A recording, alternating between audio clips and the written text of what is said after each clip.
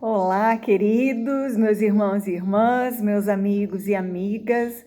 Que honra poder estar aqui mais uma vez com vocês. Sou a pastora Ana Lúcia Petri, do Instituto Único Caminho, que é uma plataforma de ensino ao corpo de Cristo, uma escola de discípulos. E sim, eu tenho hoje mais um ensinamento da Palavra de Deus para as nossas vidas. E eu quero ler Lucas 6, versículo 40, que diz o seguinte: o discípulo não é superior ao seu mestre, mas todo o que for perfeito será como o seu mestre. Amados, o principal papel da igreja é fazer discípulos. A grande comissão em Mateus 28 é: ide, fazei discípulos de todas as nações, batizando em nome do Pai, do Filho e do Espírito Santo e ensinando-os a guardar todas as coisas que vos tenho ordenado. Então, nós somos discípulos do Senhor Jesus em desenvolvimento, ou seja, desenvolvimento é andar na direção até o cumprimento do propósito. E esse propósito é em todas as áreas das nossas vidas. Para discipular alguém, é necessário aprender a responsabilizar. Então, o princípio do discipulado é ensinar as pessoas a assumirem as suas responsabilidades, a tomarem as suas decisões e a arcarem com as consequências das suas decisões, porque, na verdade, tudo o que a pessoa quer é transferir a sua responsabilidade para um pastor, para um guru, para um líder espiritual. E se nós cairmos nessa armadilha, vamos dizer assim, ao invés de estarmos nos tornando discípulos, ou quanto aos discipuladores, ao invés de estarmos formando discípulos, estaremos formando parasitas. Nós precisamos enfatizar o que a Bíblia enfatiza, né? É lógico de que Satanás ele vai desempenhar o seu papel, que é matar, roubar e destruir, mas principalmente através do lugar que nós damos para ele, com as nossas desobediências, com as nossas falsas motivações, quando nós não cumprimos o propósito de Deus para com as nossas vidas. Então é interessante notarmos na palavra de Deus que Jesus deixou ensinamentos dizendo acerca da agenda do reino de Deus e que ela é uma agenda interior, que ela não é aparente, ela não tem uma aparência externa, mas que ela tem muito mais a ver com a intimidade do coração, né? Então, aquele que tem a intenção de adulterar, na verdade ele já adulterou. Jesus diz isso, né? Se você olhar para aquela mulher ou para aquele homem com intenção impura no seu coração, você já cometeu adultério com ela. Então, nós observamos nisso princípios muito importantes.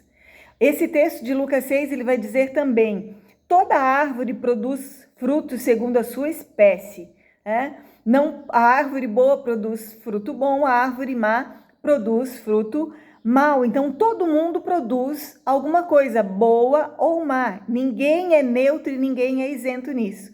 Então, existem os mortos em delitos e pecados e existem os mortos para o pecado, porque Efésios vai dizer que ele nos deu vida quando nós estávamos mortos em delitos e pecados. Então, ou nós estamos mortos em pecado, ou nós estamos mortos para o pecado.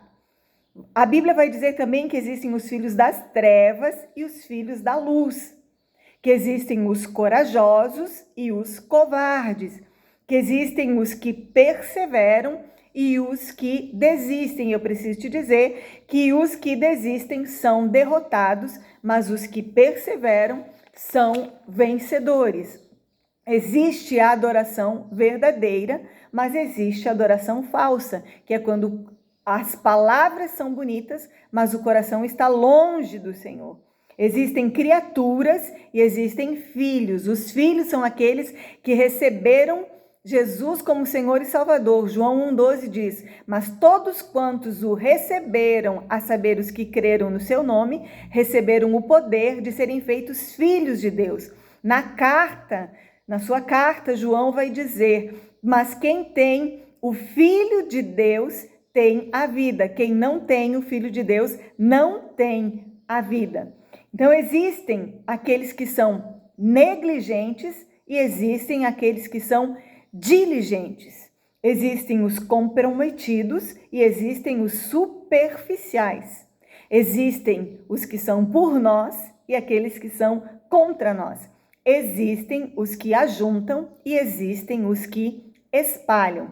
A árvore se conhece pelo fruto e num determinado momento a gente se revela. Por exemplo, o irmão do filho pródigo era um filho exemplar, até o dia em que aquele irmão que tinha saído de casa e gastado toda a sua herança dissolutamente volta para casa, ele revelou então o ciúme, a competição, a rejeição, o complexo de inferioridade que estava dentro dele. Judas se revelou quando viu Maria quebrar o vaso de alabastro e lavar os pés de Jesus. Ele disse, por que não se vende esse frasco e distribui dinheiro aos pobres? Mas o texto vai dizer que na verdade era porque ele roubava das ofertas. Então ali Judas se revelou. Saul, Deus investiu muito na sua liderança, mas o seu coração se viciou em poder, em popularidade, e aos poucos uma obstinação foi tomando conta dele e a rebeldia veio à tona e ele desobedeceu a Deus. Balaão era profeta de Deus e se tornou um falso profeta no momento em que ele recebeu uma oferta maior. Então, queridos, nós precisamos trabalhar a nossa personalidade e precisamos, como discipuladores, trabalhar na personalidade das outras pessoas. Por quê? Porque, na realidade, todos esses personagens que nós acabamos de falar, eles existem dentro de nós. Então, infelizmente, a forma como nós somos ensinados até aqui, a forma como nós fomos criados, as figuras de autoridades que nós tivemos, foi formando o nosso caráter, o nosso temperamento, a nossa personalidade, mas agora nós somos de Deus e nós precisamos construir um outro estereótipo, Nós precisamos construir agora um homem, uma mulher espiritual, porque na realidade nós nascemos de novo espiritualmente e agora nós precisamos nos voltar para as coisas do espírito. Então a grande pergunta é, quem eu sou? Se eu encontrar com Deus hoje, quem eu sou diante de Deus?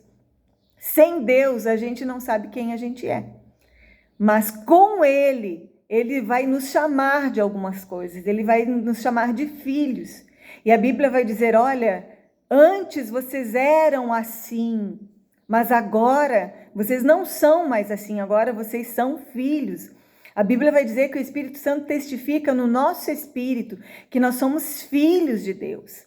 A Bíblia vai dizer que nós somos a noiva do Cordeiro. A noiva é diferente da namorada, na sua motivação, no seu compromisso, na sua responsabilidade. Ela sabe que o final vai dar em casamento, ela está preparando o enxoval, ela está sendo ataviada, adornada, é isso que a palavra de Deus diz.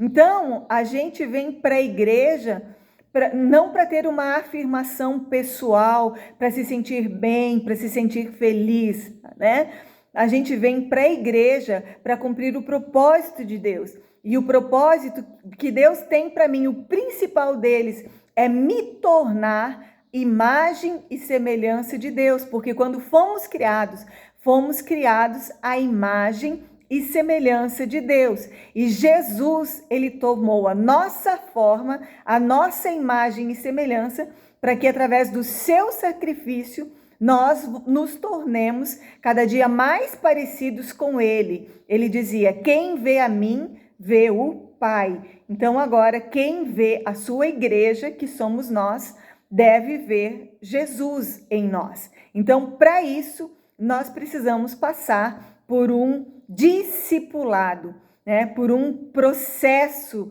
de conversão. Veja, nós nos convertemos, nós mudamos de direção, mas agora o processo de metanoia, o processo de arrependimento é fazer todo o caminho de volta até nós sermos aquilo que nós éramos no coração de Deus desde antes da fundação do mundo, porque Efésios vai dizer que ele nos escolheu em Cristo Jesus desde antes da fundação do mundo. Então, o convite é sermos discípulos do Senhor Jesus e fazermos discípulos do Senhor Jesus em todas as nações. Eu espero que essa palavra tenha sido relevante para você, que você tenha aprendido com ela, assim como eu aprendi. A palavra não é minha, mas a palavra é do Senhor.